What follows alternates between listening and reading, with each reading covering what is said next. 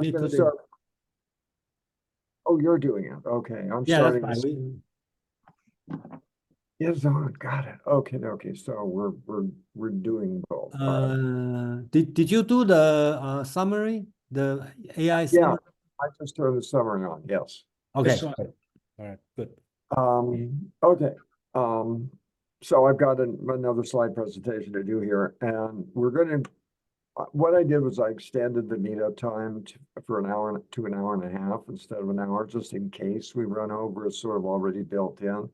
We may not make it through an hour and a half. I'm not really sure how far this is going to go today because we don't have quite as many people as we did last time. So the plan to finish this book is going to be to do sections 11 to 13 next week and sections 14 and 15 the week after that. And then we're going to have just a whole thing on the preface, which he sort of, even I suggest, might really be a postscript. And I think it's much better as a postscript because he's commenting 16 years later on what he thinks of the book, Nietzsche. And I read it today, and there's so much in there.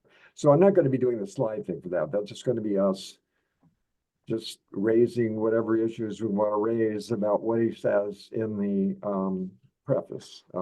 Jason. Yeah, so you said next week you try to finish 11 to 13 and then 14 to 15. Then you are going to postscript? Yeah. And Okay. then we're moving on from there. I'm still trying to figure out we're going to do the untimely meditations next. I'm working on something to get some of the aphorisms from Human All Too Human and the Dawn into the discussion. And I haven't quite figured out how to do it yet, but anyway, we'll do it when we get to it. Okay, so I'm going to start with the recap, and then we'll go ahead and get into section 9. Okay, Greek tragedy emerged from a synthesis of two opposing artistic impulses, the Apollonian and the Dionysian. The Apollonian is self-conscious awareness of individuality, desiring clarity, form, beauty, order, and rationality. Contrarily, the Dionysian is the loss of self-conscious awareness and immersion in the forces of the unconstrained reality of nature, chaos, intoxication, and ecstasy expressed in music, dance, and communal rituals, emphasizing the dissolution of boundaries and the unity of all existence. Greek tragedy merges these impulses to reveal the profound existential and aesthetic tension between order and chaos, form and dissolution. Classical tragedy is the synthesis of the structured Apollonian world of Homeric epic poetry and the pain and contradiction of Archilochus' musically inspired lyric poetry, and finds its earliest expression in the chorus in the Dionysian dithyrambs. These rituals involved ecstatic dances, music, and communal celebrations that allowed the participants and their audience to experience the Dionysian, a sense of unity with the natural world by means of Apollonian-inspired imagery and poetry. The chorus plays a central role in Greek tragedy, expressing the Dionysian spirit in Apollonian images and dialogue, serving as a collective voice that comments on the action, expresses emotions, and participates in the performance of the play. It embodies the voice of the community, expressing primal emotions, and enables the audience to experience the cathartic release of culturally restrained pity and terror. Okay. This is from section 9, first one. The bright image projections of the tragic hero, the Apollonian aspect of the mask, are necessary effects of a glance into the inside and terrors of nature, the luminous spots to cure eyes damaged by gruesome night. Only in this sense may we believe that we properly comprehend the serious and important concept of Greek cheerfulness. The misunderstanding of this concept as cheerfulness in a state of unendangered comfort is, of course, encountered everywhere today. The noble human being does not sin, the profound poet wants to tell us. Though every law, every natural order, even the moral world may perish through his actions also produce a higher magical circle of events, which found a new world on the ruins of the old one that has been overthrown. Prometheus is an example of this.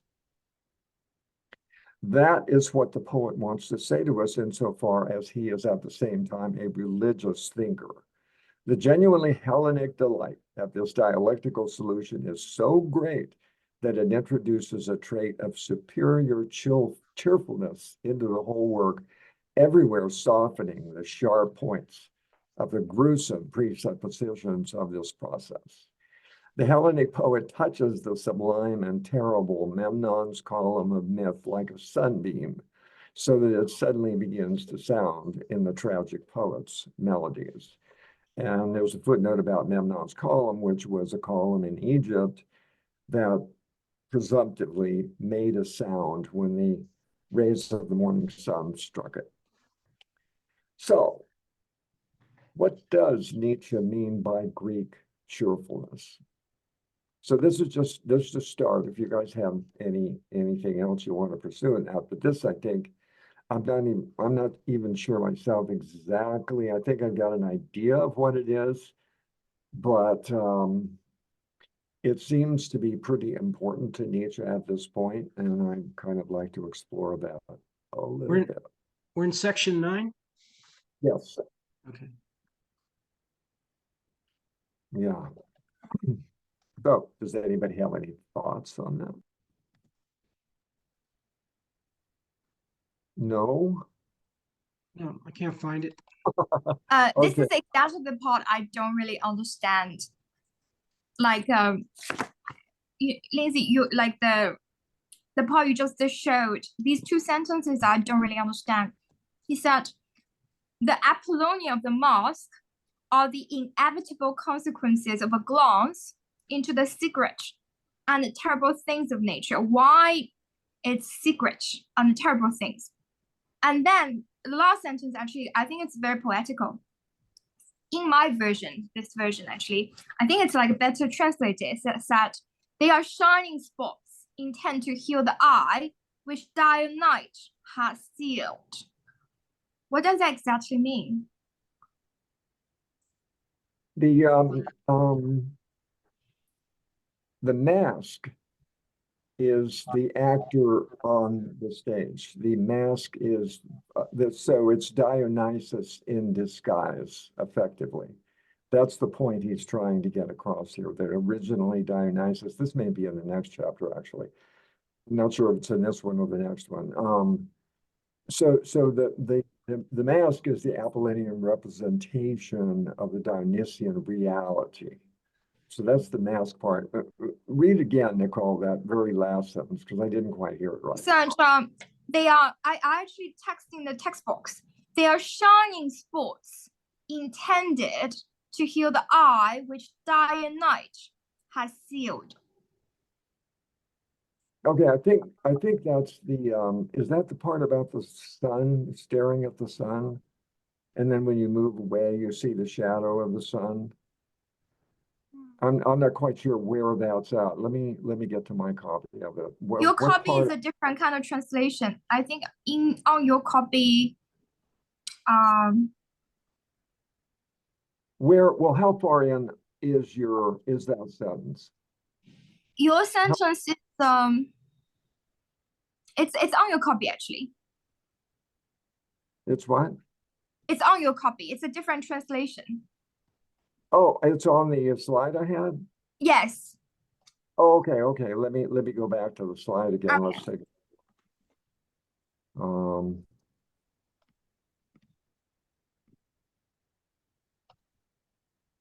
Yeah, this one. The just right before, only in this sense, the sentence before this 1, 2, 3, the third line, the first passage, the third line, the luminous sports to cure eyes damaged by gruesome night. Sorry, the first Oh, passage. No, the first, not the second passage. The first paragraph. Yeah, the first paragraph, oh, like the third luminous line. spot, Yeah. your eyes damaged by gruesome night. And also in the like the sentence before that, it said a glance into the insight and terrors of nature. So basically, is he talking about like what you said, you know, because the nature is sometimes can be quite short, the reality can be scary. So when you put on this Apollonian calm, you can regulate your Dionysian emotional state. So you don't feel scared, you don't feel like, you know, horrified. So you can have that mask on. So that's better for you to deal with the suffering and the terror in the reality. Yeah, yeah. Yeah, the experience of seeing the actor with his mask as a representation of Dionysus or the god or Prometheus is a curative in its own way, I guess, for the exposure to that pain and torture.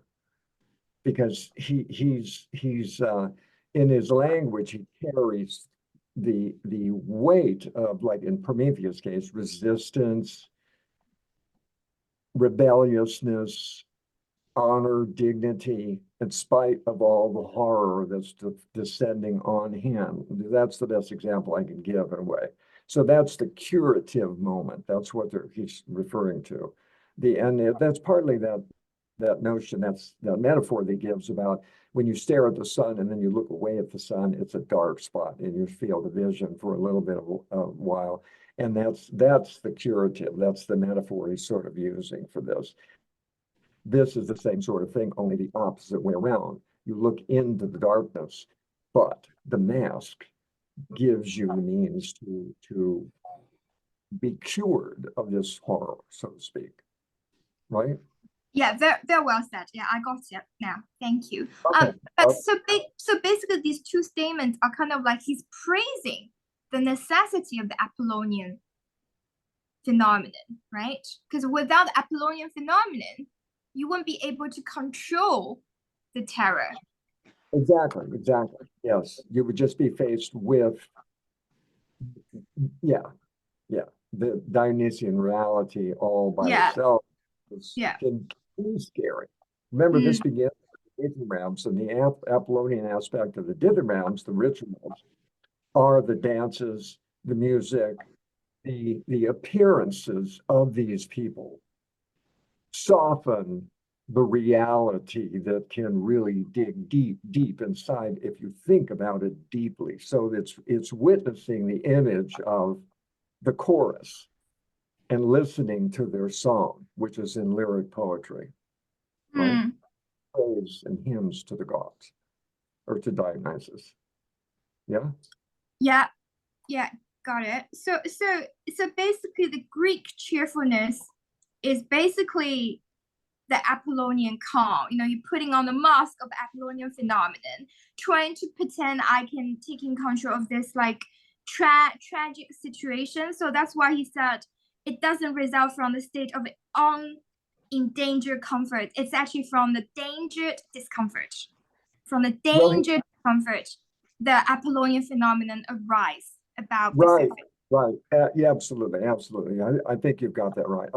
That's what I believe. That's what I was going to suggest that it was. I think the next section has a little bit more development of that idea, but this plays a bit of a role in some of this thinking. And it's an interesting concept here because it's an expression of the aesthetic value. That's what's cheerful. It's not cheerful like being in a safe place so you can be happy and laugh. What you said was right on. I think it is anyway. James. Yeah, my translation says serenity, not instead of cheerfulness. The idea here is that this is the contentment with the possibilities that are expressed in the connections and pathways of the present. So in other words, the kind of like seeing uh, uh, the current situation as seeing secure, seeing the current situation as a secure situation from which one is content with what is coming, with all the possibilities that are coming, approaching. Okay, The so whole sentence, I can read you the whole sentence in the translation. It's only in this sense can we think of correctly grasping the serious and significant idea of Greek serenity. Whereas nowadays we certainly come across the undoubtedly misconceived idea that this serenity is a condition of secure contentment on all the pathways and bridges of the present. And this is completely different from the way Kaufmann translates it. So that's why I read the whole it sentence. means essentially the same thing. No, I prefer the cheerfulness translation, actually. Okay. Serenity just sounds too relaxed and doesn't quite emphasize the pleasure of the experience. Serenity is like snoozing in the corner in a way. I think cheerfulness for me is a better one.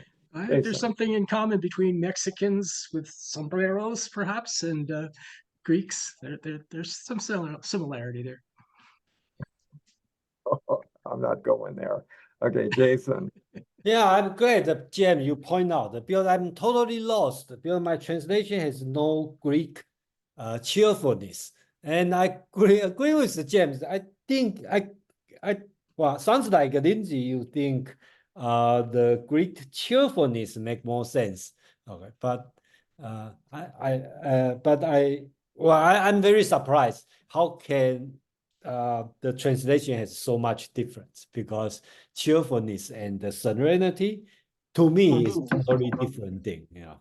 Yeah, I think so too. That's why I recommended the Kaufmann translation. I think he has a really firm grasp on what Nietzsche, he was a Nietzsche scholar. Maybe all the other people are too, but he was immersed in what Nietzsche had been during the Nazi years for the Nazis, and he knew how he had been misinterpreted. And his job, in a way, was to resurrect Nietzsche from this pit, the Nazi pit that Nietzsche had fallen into intellectually. And he succeeded. He succeeded way beyond what I imagine he even thought he would. So I just trust his translations more than I do some of the other ones. I think it maybe enthusiasm might even be a better kind of word. I just think it needs to carry a certain amount of weight of satisfaction rather than serenity. Serenity just seems too laid back to me. That there's a high pleasure or enthusiasm in being exposed to the Dionysian reality, but have it be buffered by the actors and the action and the poetry and the dance and the music on the stage. So that you are removed from having to be in that state of pity and terror. And that removal is the cheerfulness. It's not like, ha, ha, ha, I'm having such a good time. It's a nuanced cheerfulness. And that's why he distinguishes it from a modern sense of cheerfulness.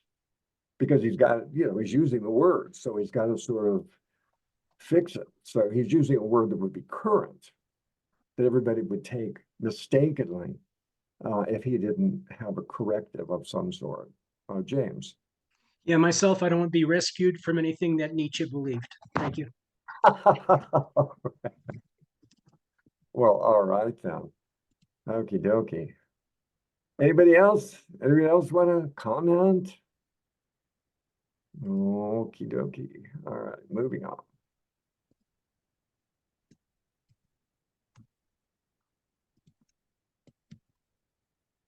What is most wonderful in this Prometheus poem? which in its basic idea is the veritable hem of impiety, is the profoundly Aeschylean demand for justice. The immeasurable suffering of the bold individual on the one hand, and the divine predicament and intimation of a twilight of the gods on the other, the way the power of these two worlds of suffering compels a reconciliation, a metaphysical union. All this recalls in the strongest possible manner the center and main axiom of the Aeschylean view of the world, which envisages fate, mora, enthroned above gods and men as eternal justice. The Greek artist in particular had an obscure feeling of mutual dependence when it came to the gods. And precisely in the Prometheus of Aeschylus, this feeling is symbolized. The artist's delight in what becomes, the cheerfulness of artistic creation that defies all misfortune, is merely a bright image of clouds and sky mirrored in a black lake of sadness. So I don't know how your translations go, but that phrase, the artist's delight in what becomes, is the subject that I was choosing for the next question here.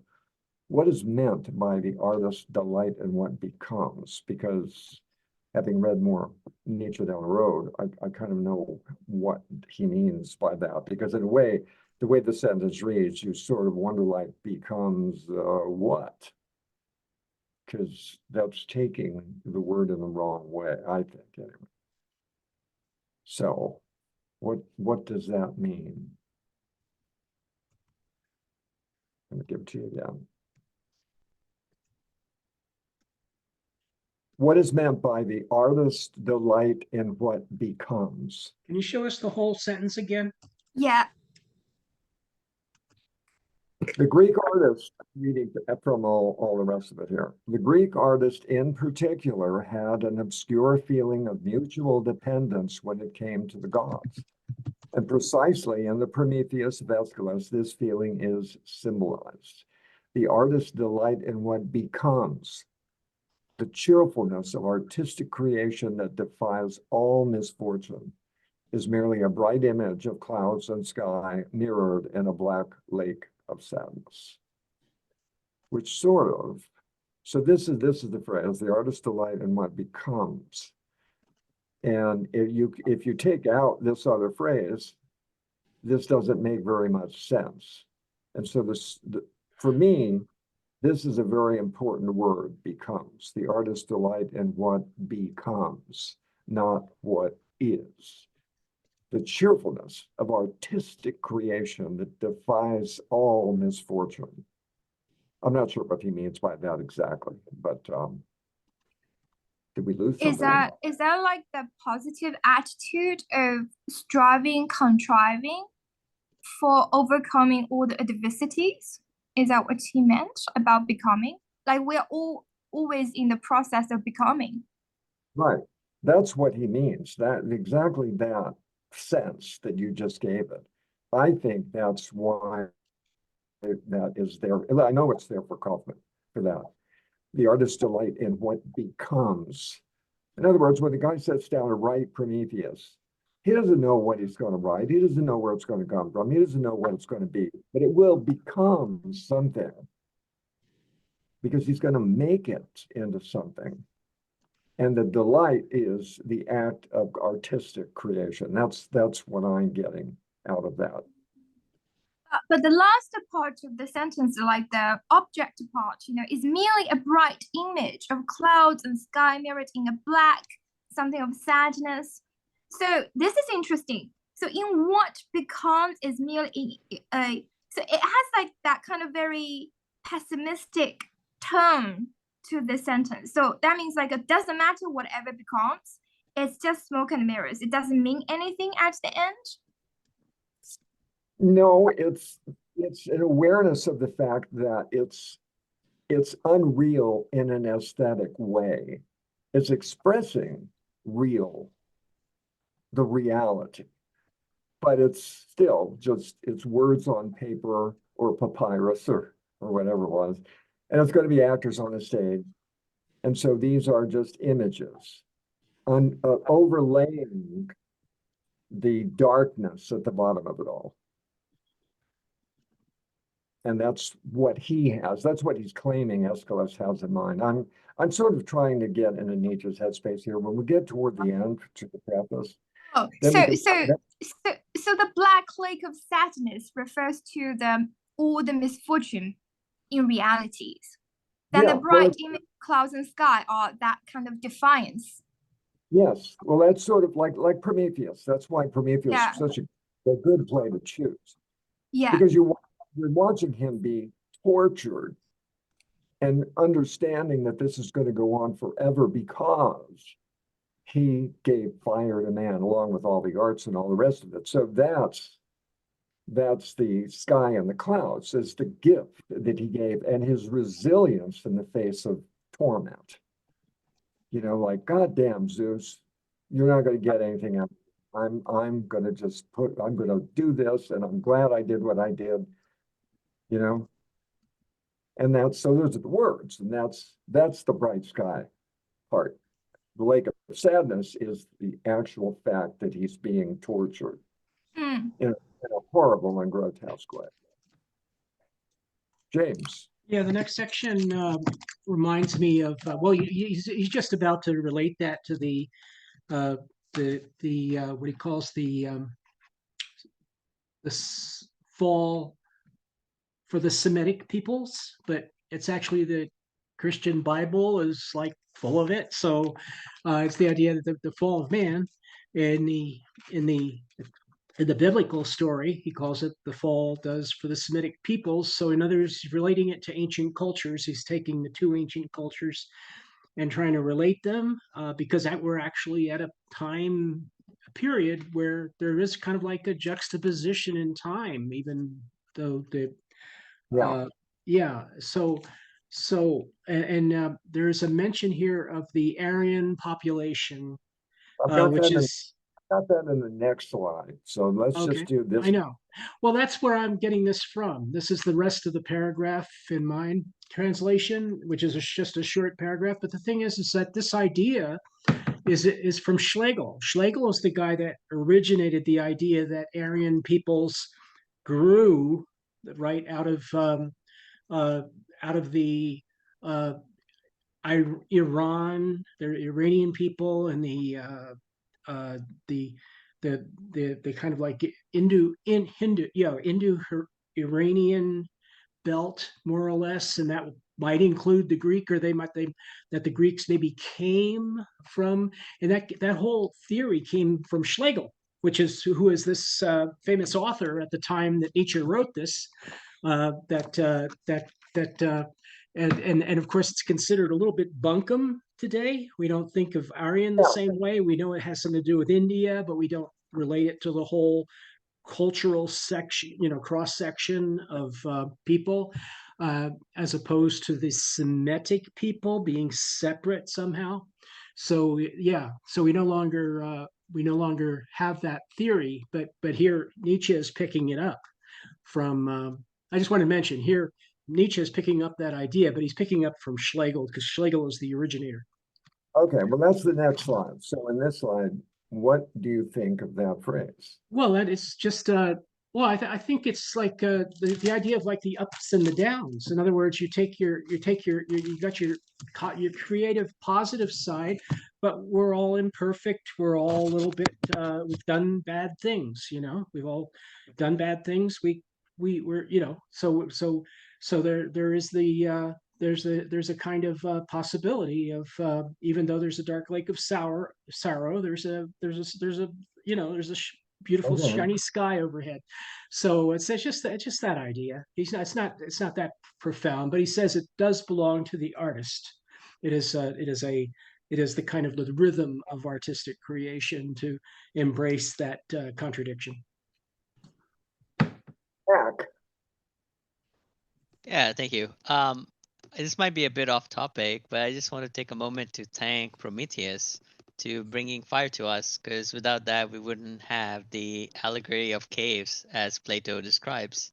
At the same time, if you prescribe to the hermetic principles, law of polarity, pleasure and pain technically are hand in hand.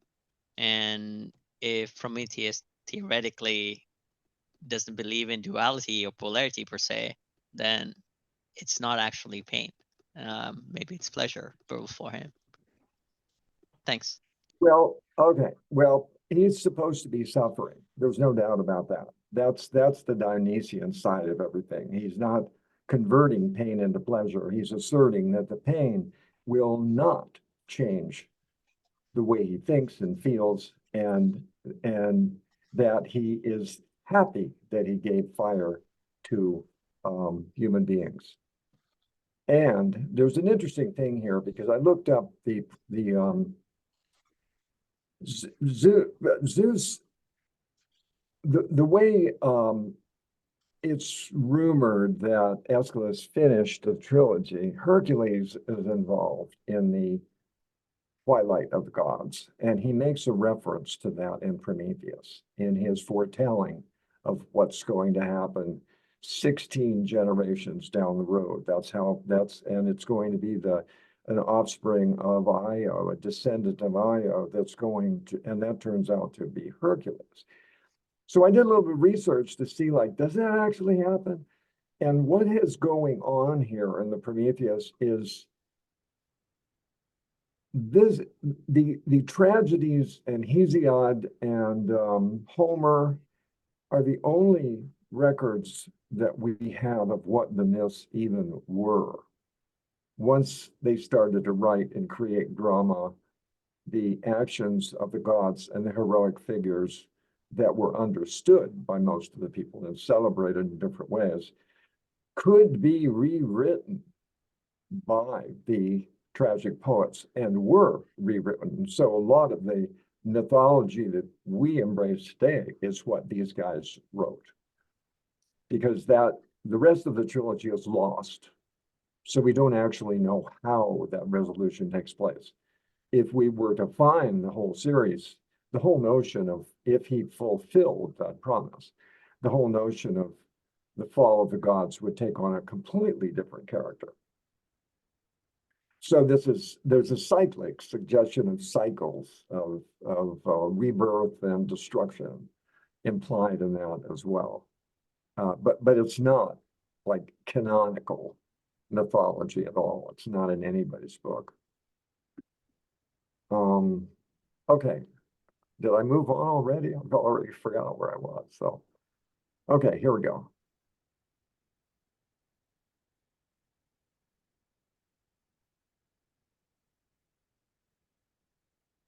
The Prometheus story is an original possession of the entire Aryan community of peoples and evidences their gift for the profoundly tragic.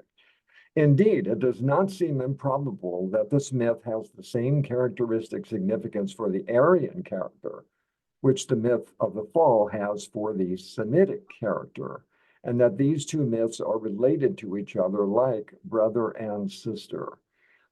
The misfortune in the nature of things which the contemplative Aryan is not inclined to interpret away.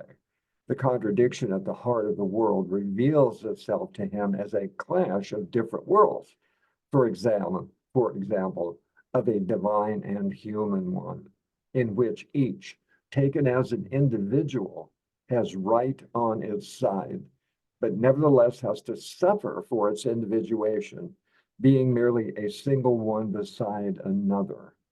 In the heroic effort of the individual to attain universality, in the attempt to transcend the curse of individuation and to become the one world being, he suffers in his own person the primordial contradiction that is concealed in things, which means that he commits sacrilege and suffers. So, is the primal contradiction the unavoidable conflict between the fact of individuation, self-consciousness, and the wish for a return to the ecstatic, intoxicated primal unity of all things? What I'm just going to put here is the impossible return. I forgot to put impossible on that. So this is very existential, this phrase. And I could go on about Sartre, but that's why I put that whole thing about self-consciousness in there. Because it's like, that is the curse of being an individual in the world. And the gods are distinguished as individuals as well.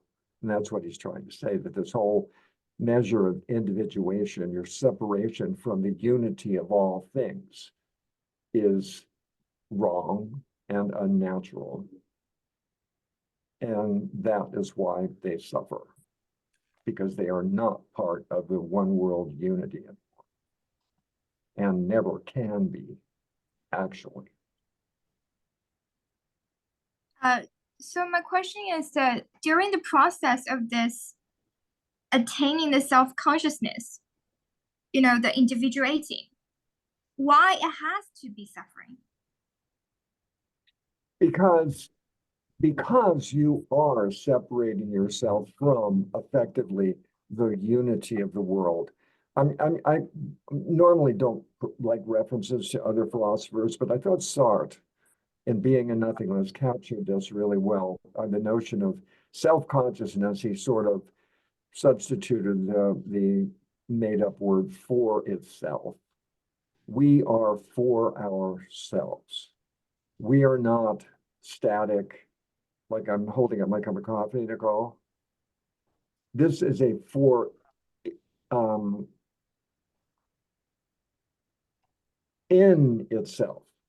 This has no consciousness. It will always be a cup unless it breaks. This is an in itself. The for itself is that self-consciousness. And that's where all the pain, and if we didn't have that sense of individuality, we wouldn't have the kind of lives that we have. We wouldn't fall in love. We wouldn't be hurt. None of this would happen. We would just be part of a whole mix of things, like the animal world was characterized a little bit later on. The animal world, largely, not in all cases, but in 1872, it's certainly the case in intellectual circles, that self-awareness that we possess is what causes the pain, the conscious pain. That's the thing. We can intellectualize. It's not just a matter of feeling the pain and trying to get away from it. It's a matter of understanding that it's pain, a conscious awareness that I am being hurt. That well, that's what breaks the rule of nature, because effectively human beings are the only ones who do that. All the other animals just do what they do, and we get to a really, really wonderful passage in the verse on timely meditation that I've got, which is coming up, that really captures what he's saying here. That's why I included this, because I think this is important to get a grip on, that this individuation is a violation of all of nature. Organisms, anyway, not rocks. So Is that it really ties back to what Carl Jung's psychological theory. You have to individual first, then you integrate. So I guess integration part ties back to what he said. You have to attain universality, become the one world unity after you individuate yourself. Maybe. yeah, he says we're all right individually. We're Yeah. okay as individuals. The problem is that if we have this conception of the divine world, being separate from our world, there's already a kind of there's the loss, right? There's actually a loss there. They don't really interpenetrate. They only interpenetrate in a kind of a spiritual sense, and so that's a contradiction. He calls that the contradiction at the heart of the world. The impiety that's in the essence of things. And he says that the Aryan is really willing to quibble that away. There's one of those comments, and then then he's going to say, I don't tell me if I'm getting ahead again, but he does say there's a heroic push of the individual into the universal, and with this attempt to stride over limits of individuation, and to wish to be oneself, a world of being, me, a world of being, man suffers in himself. Everybody feels that way, right? In other words, I'm okay alone. The original contradiction hidden in things. He violates the laws, he suffers, and crime is male, and among the Semites, sin is female. Once again, there's a split between the Aryan Greeks and the Semite neighbors, right? But yeah, so it's kind of that's the only specious part of this section. But in comparing the two cultures, that's absolutely correct. There is a difference there. So that's probably a good way. It's in a way that's a good way to look at it. No, well, I Sorry. said just you caught me. It sounded that you were saying a contradictory thing there, which is you used the word specious, and I'm not sure what you meant with specious, because then you confirmed that the Aryan Semitic concepts of the reason individual suffers, one is feminine, one is masculine, and I think this is a pretty good way of phrasing it, comparing the source of agony and pain for all of us. The one is the individuation. Yeah, the concepts are all spot on. I think that what's the only thing I was maybe trying to criticize, if I said that, was that the idea that there's a link, right, a racial link between there's an Aryan racial component that is shared between the Greeks and Aryans, either meaning Iranian Hindu or whatever, Iranian Indo-Iranian and that sort of thing, that sort of idea that it all sort of like links together. Linguistically, yeah, there are those links linguistically, no question about it. But I don't know if those links don't exist for the Semites as well. Yeah, there was a whole lot of that racial stuff going on when this was written, and one of the questions that I was going to pose, and I'll go ahead and do it now. Well, first, Kaufmann's got a nice footnote about that, saying that a lot of this distinction was because Wagner was a friend of his, and a lot of this book it's dedicated to Wagner, after all, and Wagner was a horrifying anti-Semite, and Nietzsche had to deal with that all along because he was not an anti-Semite, not even close to what we think of as anti-Semitic today. So I'm just curious as to whether anybody took this as an anti-Semitic remark. No. Okay. All righty. Moving on. Sorry, Yeah, Nicole. just one more question. Sorry. So do you guys feel like on a personal level, the individuation is indeed a suffering in life? Say it again. I missed. The individuation, do you think it's on a personal level? Is that indeed a suffering for us? Yes. Yeah, I do. And that's what he's talking Sartre's point is that, and I think it explains Nietzsche here. That's the only reason I'm bringing in. I totally agree with this sort of thing. We want to be an in itself somehow, because being for itself is a painful experience of things we want, we can't get, other people have, relationships fall apart, relationships start, things go awry, your best friend turns out to be your worst enemy in the long run, everything goes wrong. The cup is just the cup forever. And there's this wish that we could just bail out. But we can't. Once you're dead, you become in itself. It's over. You will never be anything but a corpse and bones in the grave.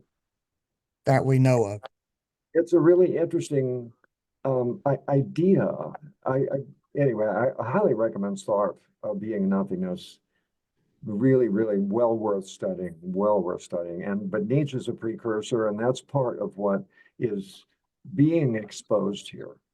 Is that I'm calling the principium individuation as self-consciousness. That's what I think he actually means. The words weren't available to him at the time. We needed to get Freud and Jung and Adler and all those guys. at the time, I don't think anybody said, oh, you're self-conscious. I could be wrong, whatever the German expression would be. But we all know what that means now. And there's a price to be paid for being aware of ourselves and our lives and our potential and our death. Sure. Yeah. Yeah. Demonstrates. Yeah, in German, that word self-consciousness kind of like has a kind of significance of self-confidence, self-awareness, things like that, you know. So it's not just the positive aspect of human personality, self-consciousness. Yeah, that we know we are us. I know I'm me and you're not. You know, Chevy Chase used to say that on Saturday Night Live back on Weekend Update. That was the opening line. I'm Chevy Chase and you're not. Yeah. And that captures that whole sense of self-awareness and the way I think Nietzsche is trying to use it here. Okey-doke. Oh, this is going really well. I'm going to try to get through all the way to chapter 10, which is a fairly short chapter. Aeschylus reveals to the thoughtful his paternal descent from Apollo, the god of individuation and of just boundaries. So the dual nature of Aeschylus Prometheus, at the same time Dionysian and Apollinian, might be expressed thus in the conceptual formula: all that exists is just and unjust and equally justified in both. And this expression, all that exists is just and unjust and equally justified in both, is a notion of moral status that Nietzsche will embrace and elaborate on as we move down the road. So I want to make sure I included that as well. So we can look back when we get to those spots and remember that in his very first book, he was already questioning the moral worldview. Oh, I forgot to go. Did I go to the question? I don't know if I did. I don't think I did, or did I? Is this an attack on a moral worldview? I think it is. Jason. Yes. So I know it's really so that's the simple. only question I have to answer. Oh, okay. Yeah, it's a direct attack that he's endorsing this thought.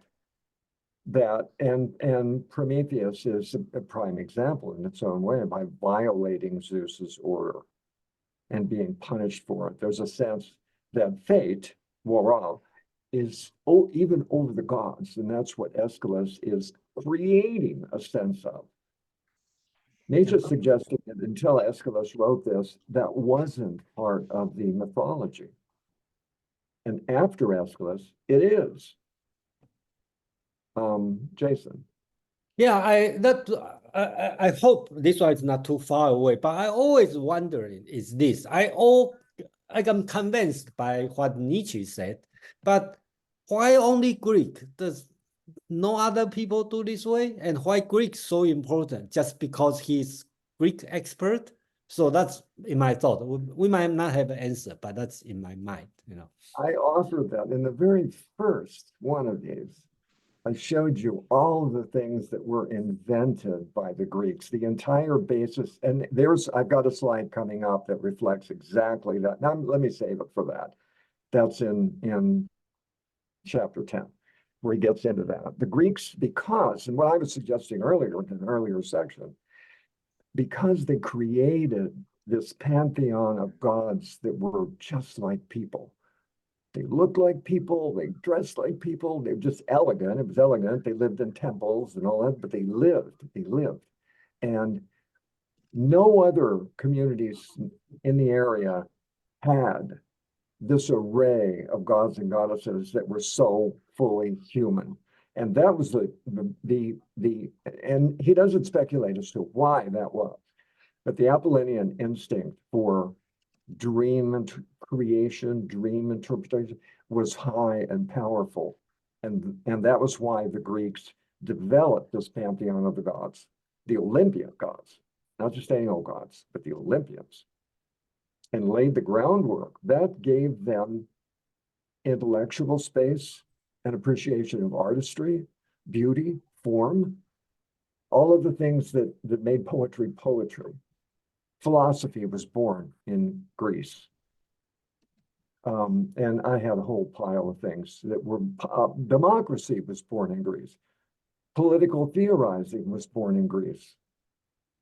All of this, so much of what we have today. Well, we'll get to that. He's got a whole, I copied a whole paragraph, so I'll wait till we get to that. Yeah, just a moment. So sounds like we are talking about Greek is the greatest culture compared to Indian, Chinese, everything. Greek is the greatest. So in this point of view, Well, right? You know, it's in the sense of what the Greeks gave more to the world, the European society, than any of the other culture in the world. Okay, gotcha. It was a world of continual growth. It's like in China, the Chinese were the Chinese for 3,000 years, and not very much happened, and everybody followed. I'm guessing you know way more about this. You know, Confucius. That was the way everybody did, and it was all right, and there were no changes, and there was no real creation. Well, they invented gunpowder and pasta, but you know that was world changing for sure. Anyway, James. All righty. Yeah, I wish they had done more with gunpowder. Uh, anyway, this what do you call it? This paragraph is really great.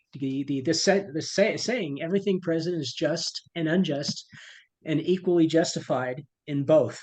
So in other words, everything in the world is just and unjust and justified by both, and equally. And so that's cool because that's the way a lot of people think now. And I would say I agree with that.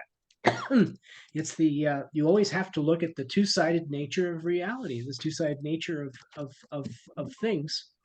And and he says that's coming from Aeschylus and Prometheus, but there's actually there's a speech in Alcestis, where he says that where at Adamus, Admetus, the king. Amytas, the Amytas and his father Pyrrhus are arguing over whether Pyrrhus should have died, as a favor, or his mother, and it's kind of like really vicious. I just read that today. I read the whole thing today, and it's like, holy smokes! Did you ever have a problem between you and a family member, like your son or your daughter or something like that? And this is exactly what is like. So it's like kind of like holy smokes, like why didn't you? You could have died for me. Why didn't you die for me? And it's kind of like holy crap. And then why should I? Why should any son expect his parents to die in his place? That's you all you have a time to die. Just do it. Get out of the way. And it's kind of like that is so dramatic and true in Alcestis. So I just wanted to sort of point that out, that's of this same nature, the same as Prometheus. The truth of Prometheus has this strange bite to it because it's actually all true. If you know something that should not be this way, then and you have a reason and you have an explanation and you know that the outcome is different from what was predicted by your enemies, then you want to express it. So it's like and in Alcestis it becomes a family squabble, and it's not like squabble, but it's like Yeah. I hate you, yeah. Just summarize sections 11 to 13. Nicole. I think what James said is really striking. I think Alcestis really drew inspiration from his observation in day-to-day realistic life. That's why his portrayal of characters are more lifelike. It's not epic, heroic, but it's very lifelike, right? Yeah, it's interesting. sorry. No, go ahead, go ahead. Another thing I want to mention is responding to Jason's comment. Jason, I think it's sometimes like a writer's preference, like their focus on which civilization is kind of like a very individual taste. If you are interested in like other philosophers, their take on different civilizations, I would recommend Spengler, the German philosopher, The Decline of the West, in which he actually expands a lot on different civilizations like Chinese, Indian, the old, Egyptian, 7 civilizations altogether. So there are like lots of like, different kind of ideas and concepts. So, but Okay. I like the fact that, Nietzsche narrowed down on one segment, right? So, yeah. Spengler, Nietzsche was a very heavy influence on Spengler. Yes. Yeah, so that's why all of that came to pass. Okay. Yeah, the difference between Prometheus and Alcestis, and it's not that Euripides. Well, we'll get through this in more detail next time.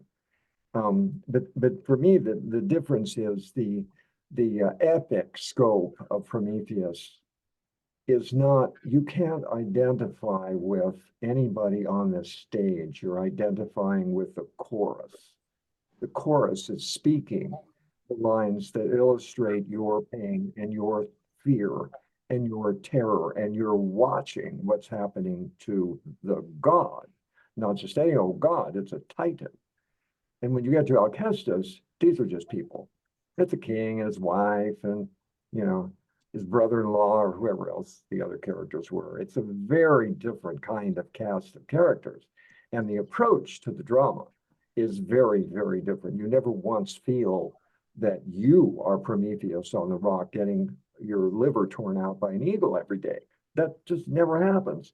But the lamentations and the screams and the cries of terror and fear that the chorus feels, that is who you as a spectator are. It's a very different thing, which I'm not going to get into yet, but we'll get into next week. Yes. That's where he's headed. All right, let's move on to chapter 10. Or we may already be there. I forgot already. All right.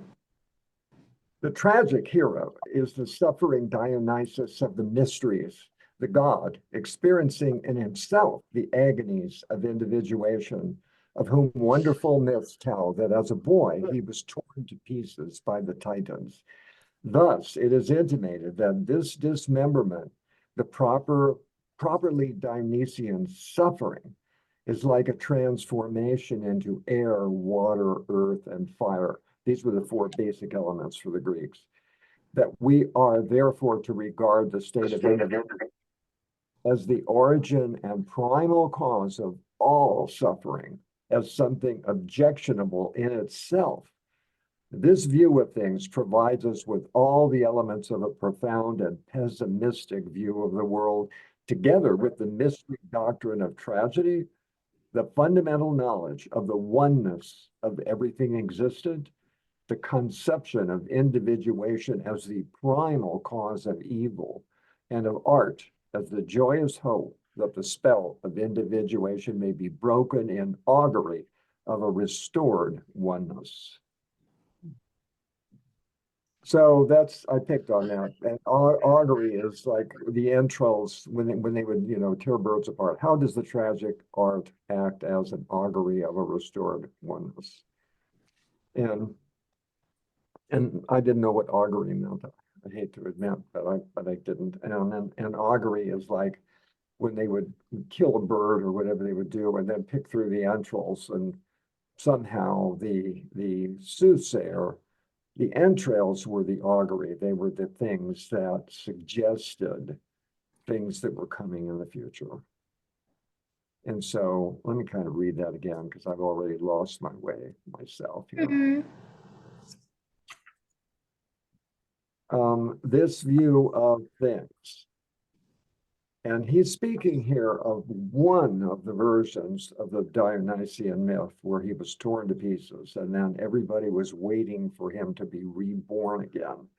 This view of things provides us with all the elements of a profound and pessimistic view of the world, together with the mystery doctrine of tragedy, the fundamental knowledge of the oneness of everything existing, the conception of individuation as the primal cause of evil, and of art as the joyous hope that the spell of individuation may be broken in augury of a restored oneness. So what I took this to be was the audience identification with the chorus. That is, you're in a theater with 17,000 other people, and you are no longer aware, once you are immersed in the drama, that you are one of 17,000. Your own special little, your sense of individuality is lost in being part of this audience. And that's what I think he means by what art does. It gives you that feeling that this, you don't sit there and go like, wow, that's pretty cool, because you are removed mentally, emotionally from that space. You are part of that space. And it's a good space to be in, especially if it's a good play or something. I think we experience that same sort of feeling today, where the audience disappears. You disappear. You identify with one of those characters on the stage or in a movie.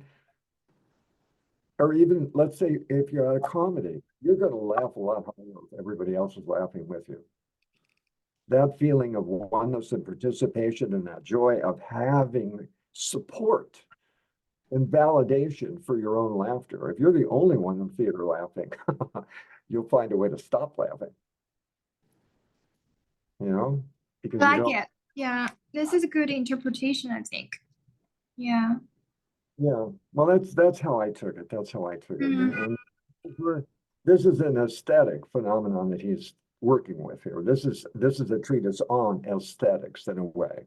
It's more than that. There's a lot more philosophy coming up, but there's also philosophical thoughts going on here too. This is a very, very original speculation playing with here, and he's within the terms that he's writing. I think he's making a really interesting case that what he's claiming about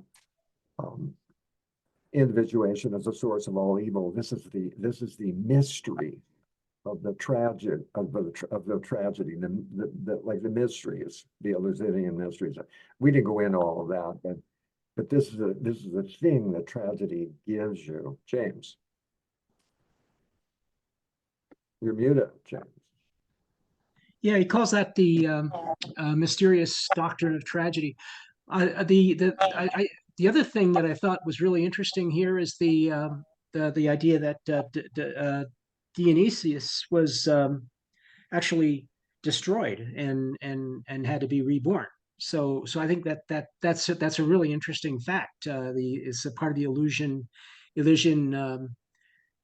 mystery, right? It's part of that, I guess. So although I didn't read that, I'm not familiar with that in detail. But that Dionysius was destroyed and has to be reborn either by its natural mother or by who was the bride of Zeus, or the Demeter, or he's got to be reassembled by the god who does that, whoever that is. Yeah.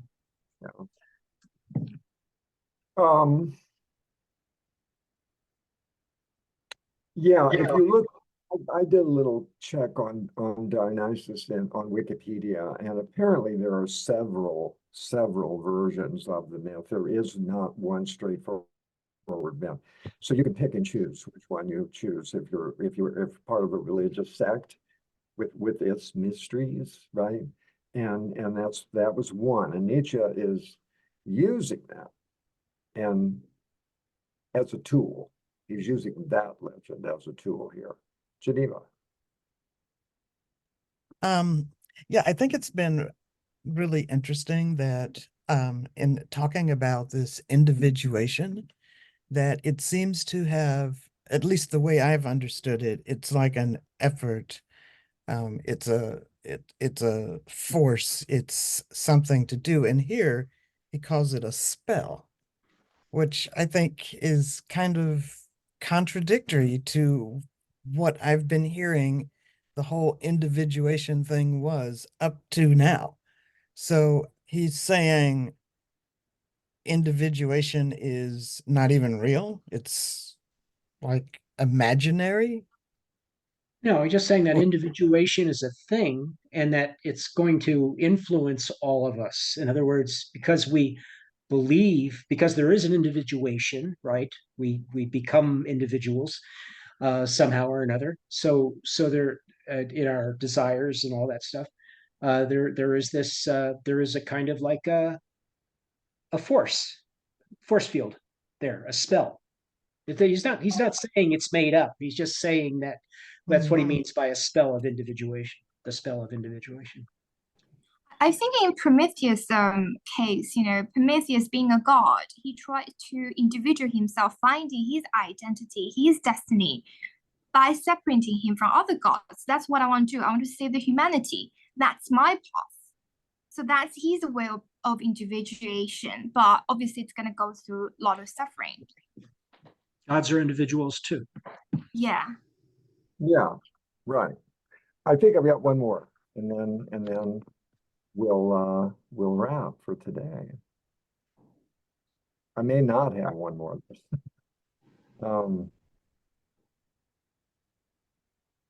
Oh, I do. This is the way in which religions are wont to die out under the stern, intelligent eyes of an orthodox dogmatism. The mythical premises of a religion are systematized as a sum total of historical events. One begins apprehensively to defend the credibility of the myths, while at the same time one opposes any continuation of their natural vitality and growth. The feeling for myth perishes, and its place is taken by the claim of religion to historical foundations. Through tragedy, the myth attains its most profound content, its most expressive form. It rises once more like a wounded hero, and its whole excess of strength, together with the philosophic calm of the dying, burns in its eyes with a last powerful gleam. What did you want, sacrilegious Euripides, when you sought to compel this dying myth to serve you once more? It died under your violent hands. I don't know if okay, I didn't add a question to that. So that's sort of the end, and that sets us up for sections 11, 12, and 13, which I just, this is part of the book I really, really enjoy. I enjoyed the whole book, to be honest with you. This time around, it's been so long since I've read this, and I've discovered so many little breadcrumbs along the way that will be important later. And I hope we'll have a little recap in the last meeting on this book of just how I'd like to know how you guys are feeling about this, whether you think it was worth reading, blah, blah, blah, blah. So you could think about all that. Jason. Yeah, I really like the last sentence Nietzsche read, and it's really reflect what I read last week. You asked us to read the two a story, right? Another one is I forget the name by the way. Alcestis by Euripides, right? Look like to the end, then they have the resurrection. So, and then Nietzsche is really condemned, right? The Euripides, right? You achieve only a counterfeit mask music, and because you abandoned Dionysus, and you are the abandoned, you abandon Dionysus, you also then abandoned by Apollo. Okay, so I think that's pretty, sounds like a pretty severe, harsh condemn on Euripides, right? So, well, but it's great. I agree with him actually. It's a great introduction to the analysis, and a lot of what we have already observed about the comparison between Prometheus and Alcestis is going to be completely realized in the next three sections. So in a way, in a way, that's why it's a quite harsh critique to entire European culture during that time. Okay, it's kind of lost the dynamic, the powerfulness, okay, of the ancient Greek. Kind of feel this not only in the cultural sense, also on the moral sense. Let's put it this way. But that's my thought. Yeah. Yeah. James, your hand was up and then came down, then you put it back up again, right? Oh, well, I do think Nicole was ahead of me. Okay, Nicole. Oh, I just want to say this entire book cannot be written in a logical, clean fashion, like the very kind of like a different kind of language. I think this language, this poetical language, really matches the Dionysian phenomenon. You know, it draws us in. It's sort of like putting in this very seductive maze where you got entangled, then you want to untangle things. So I guess it's just like a really well, I mean, what do you call like I just really like this like very stylistic form. Yeah. But it's a little bit rhetoric, but you know, it serves a purpose. It really matched the theme. Yeah. James.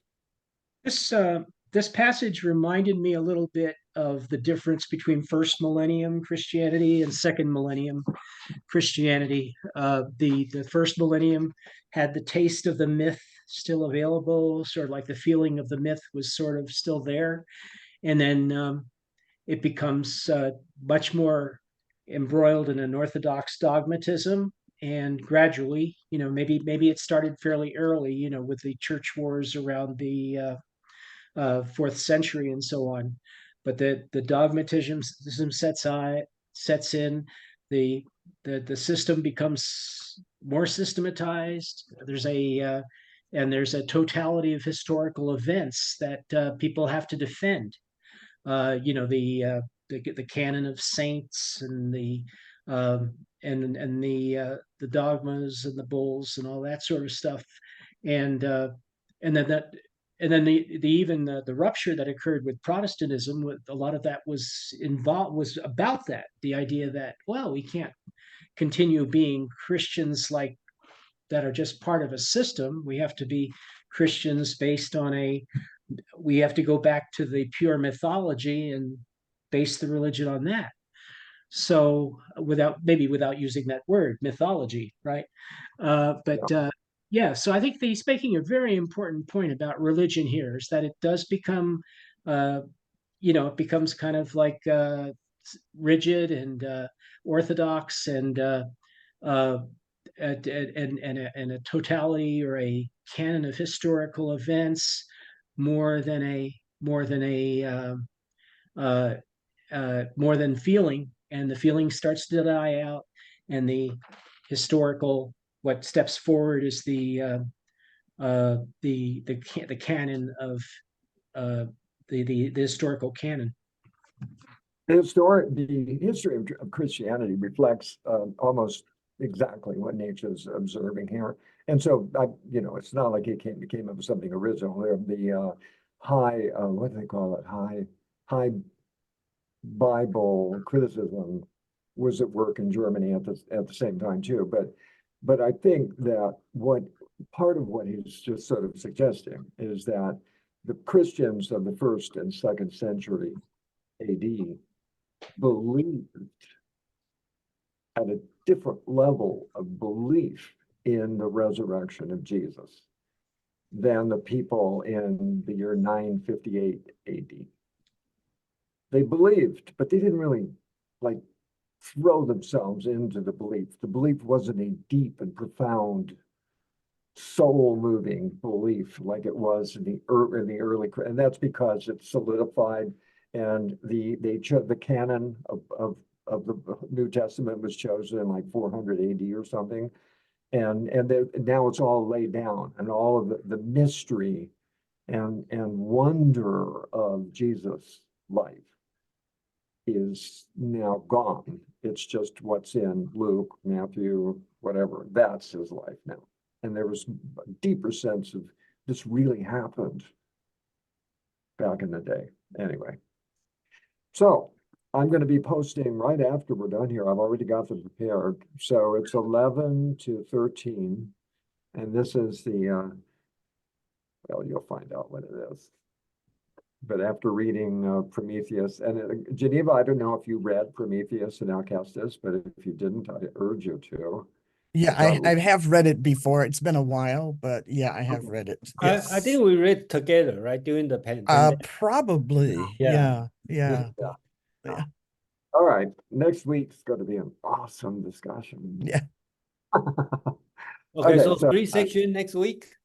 Keep your eye out. I'm gonna post. I've already got the drafts prepared, so I'm gonna post them as soon as we quit here, and announce them. So you'll get an email about it. Oh, okay. Thanks, Okay. everybody. Thanks, Lindsay. Thanks, Jason. Thank you. All right, see you guys. Thanks, everyone. next week. Thanks you for being here. Okay, thank you. Bye. Bye. You